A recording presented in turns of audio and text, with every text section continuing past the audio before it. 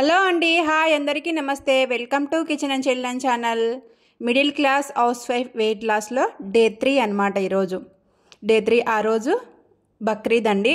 ఇంకా ఆ రోజు పిల్లలు స్కూల్ లేదు కదా, తాఫీగా కూర్చొని నేచర్ని ఎంజాయ్ చేసుకుంటూ 1 లీటర్ వాటర్ తాగేశానండి.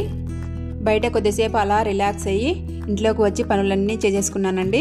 చేసేసుకున్న తర్వాత బ్రష్ చేసిన తర్వాత మళ్ళీ 1 లీటర్ వాటర్ తీసుకున్నాను. 1 లీటర్ వాటర్ తీసుకున్న తర్వాత 7:38 ఆ మధ్యలో డీటాక్స్ వాటర్ తీసుకున్నాను. ఈ డీటాక్స్ వాటర్ వచ్చేసి ముందు రోజు ఉడకబెట్టుకున్న డీటాక్స్ వాటర్ కొద్దిగా మిగిలి ఉంటే వామ్ వాటర్ వాటిని ఫ్రిడ్జ్లో పెట్టేశాను. వాటిని బయట తీసి పెట్టి మరిగించుకొని వాటిలో కొద్దిగా ఉప్మా చెక్కని పిండేసి తీసుకుంటున్నాను. ఇక్కడ ఉప్మా రెడీ చేసేస్తున్నాను. ఉప్మాకి ఎసురు కాగుతుంది. ఉప్మా కూడా రెడీ అయిపోయిన తర్వాత 1 గంట ఉప్మాను వేసుకొని అవిసె గింజల పొడితో తింటున్నాను. బ్రేక్ఫాస్ట్ ఎప్పుడు కూడా 8:30-9 లోపల అయిపోవాలండి. అప్పుడే మనకు తొందరగా జీర్ణం అయ్యేసి మనం వాకింగ్ కానీ ఎక్సర్సైజ్ చేసుకోవడానికి కానీ వీలుగా ఉంటుంది.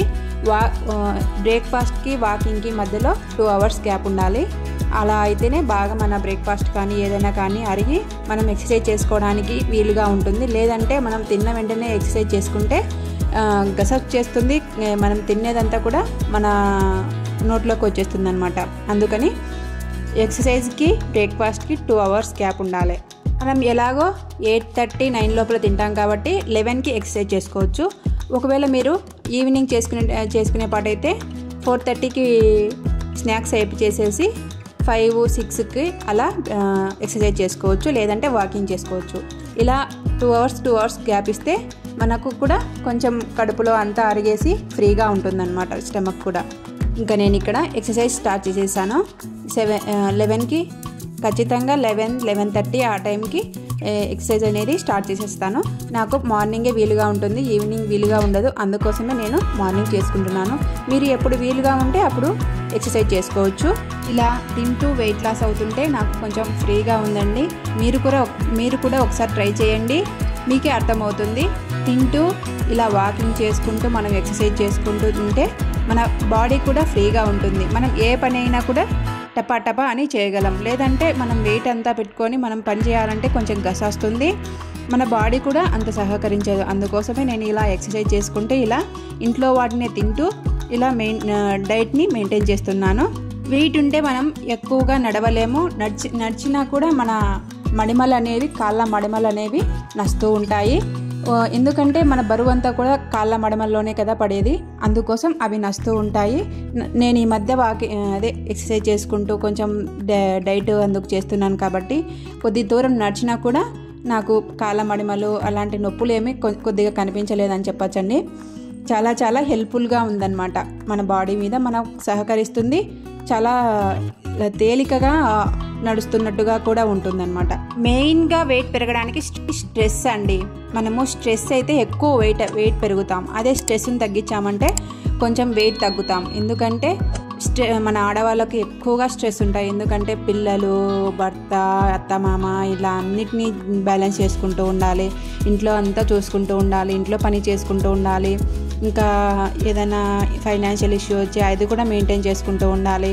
ఇవన్నీ మెయింటైన్ చేసుకోవడం వల్ల మనకు స్ట్రెస్ వస్తుంది. స్ట్రెస్ వల్ల చాలా లావ్ అయిపోతాం. ఆ స్ట్రెస్ లేకుంటే కొద్దిగా మనకు రిలాక్స్గా రిలీఫ్గా అనిపిస్తే ఆ స్ట్రెస్ తగ్గితే ఆటోమేటిక్గా వెయిట్ తగ్గుతామండి. మనకున్న ప్రాబ్లమ్స్ కూడా తగ్గిపోతాయి. అంటే థైరాయిడ్, PCOD, PCOS అవన్నీ ప్రాబ్లమ్స్ కూడా తగ్గిపోతాయి అన్నమాట. స్ట్రెస్ అనేది మనకి ఎప్పుడు వస్తుందో తెలుసా అండి? టెన్షన్ పడ్డప్పుడు. ఎక్కువ టెన్షన్ పడ్డప్పుడు మనకు స్ట్రెస్ అనేది ఎక్కువగా పడుతుంది. అది మన మైండ్ మీద, మన బాడీ మీద పడి మనం లావ్ అయిపోతూ ఉంటాము. మనకు అన్ని సమస్యలు అనేటివి అప్పుడే స్టార్ట్ అవుతాయి అన్నమాట. టెన్షన్ తగ్గిస్తే స్ట్రెస్ తగ్గుతుంది. స్ట్రెస్ తగ్గితే వెయిట్ లాస్ తగ్గుతాం. ఇలా మెయింటైన్ చేసుకుంటూ మనం డైట్ చేసుకుంటే మనం ఆటోమేటిక్గా ఇంట్లోనే ఎలాంటి ట్రీట్మెంట్ లేకుండా, ఎలాంటి జిమ్ముకు వెళ్ళకుండా ఇంట్లోనే ఈజీగా ఇంట్లో చేసుకునేవి తింటూ మనం వెయిట్ లాస్ అవ్వచ్చు అనమాట.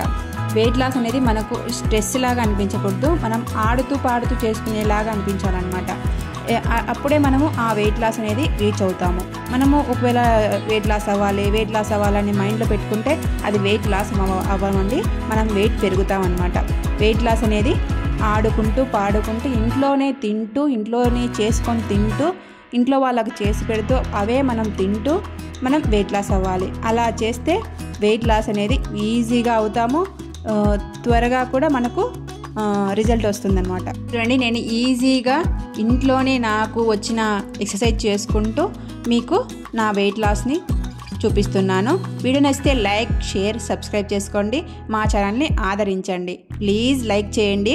వీడియో మొత్తంలో ఏ ఒక్క పాయింట్ మీకు నచ్చినా కూడా చిన్న లైక్ అయితే ఇవ్వండి. సబ్స్క్రైబ్ చేసుకోమని చెప్పాలా, చిన్న లైక్ అయితే ఇవ్వండి. నేను చెప్పినవన్నీ పాటించడానికి ట్రై చేయండి. చూడండి, మధ్యాహ్నం లంచ్లోకి నేను ఆ రోజు అన్నం పప్పు చేశాను, అవే తింటున్నాను. నేను పెట్టుకునేటప్పుడే నేను హాఫ్ పెరుగులోకి హాఫ్ కూరలోకి అని అన్నం పెట్టుకున్నాను అనమాట. చూడండి, మధ్యలో ఒక గీత గీసుకున్నాను. ఆ హాఫ్ వచ్చేసి పప్పులోకి, ఒక హాఫ్ వచ్చేసి పెరుగులోకి. నేను ఖచ్చితంగా కంపల్సరీగా పెరుగు తినాలండి. నాకు పెరుగు లేకపోతే ముద్ద దిగదనమాట. ఒకవేళ మీకు పెరుగు అలవాటు లేకుంటే ఫ్యాట్లెస్ పాలు దొరుకుతాయి కదా, వాటిని తెచ్చుకొని అన్నంలో పాలు వేసుకొని కలుపుకొని తినేయచ్చు. అవేం కాదండి, ఫ్యాట్ ఏం పెరగదు. ఇంకా సాయంత్రం వచ్చేసి మా వారు సరుకులు తీసుకొని వచ్చారు. పిల్లలు అందరం కలిసి సర్దుతున్నాము.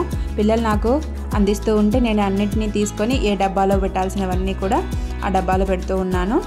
ఇంకా తెచ్చిన వెంటనే ఇలా పెట్టుకుంటే మనకు కూడా ఫ్రీగా ఉంటుంది, త్వరగా పని అయిపోతుంది.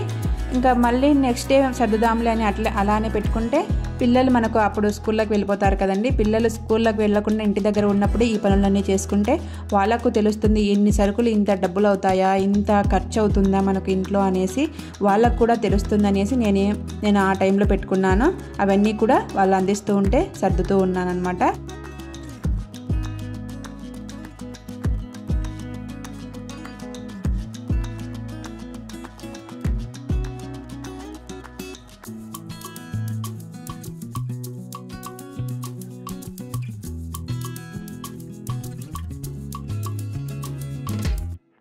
ఇంకా ఆ రోజు స్నాక్స్ వచ్చేసి అట్టిపండు అవన్నీ తిన్నానండి. అవన్నీ ఫోటో ఏం తీయలేదు, వీడియో ఏం తీయలేదు.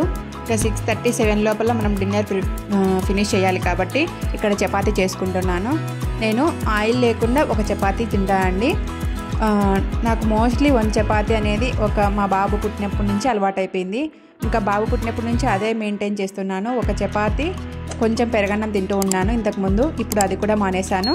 కొంచెం పెరుగు అయితే తాగుతానండి. ఖచ్చితంగా పెరుగులో కొద్దిగా సాల్ట్, వాటర్ వేసుకొని పెరుగు అయితే ఖచ్చితంగా తాగుతాను. అప్పుడే నాకు పొట్ట అనేది ఫుల్గా అయినట్టు ఉంటుంది, కొంచెం నిద్ర కూడా పడుతుంది. లేదంటే మనం ఒట్టి చపాతీతో పడుకున్నామంటే నిద్ర పట్టదండి. లాస్ అనేది ఫ్రీగా ఉండకుండా స్ట్రెస్ లాగా ఫీల్ అవుతాను. అందుకోసమే నేను మజ్జిగ అనేది ఖచ్చితంగా తీసుకుంటాను. చూడండి, చపాతీ చేసుకుంటున్నాను. ఆయిల్ వేయలేదు, ఒక్క చుక్క కూడా ఆయిల్ వేయకోకుండా నాకంటూ ఒక చపాతీ ఫస్ట్లోనే చేసి పెట్టుకుంటాను. మిగతా వాళ్ళకైతే ఆ ఆయిల్ వేస్తానండి. డిన్నర్లోకి వచ్చేసి ఒక చపాతీ, పప్పు, మజ్జిగ ఇవన్నీ తీసుకుంటాను. వీడియో నచ్చితే లైక్, షేర్, సబ్స్క్రైబ్ చేసుకోండి. మా ఛానల్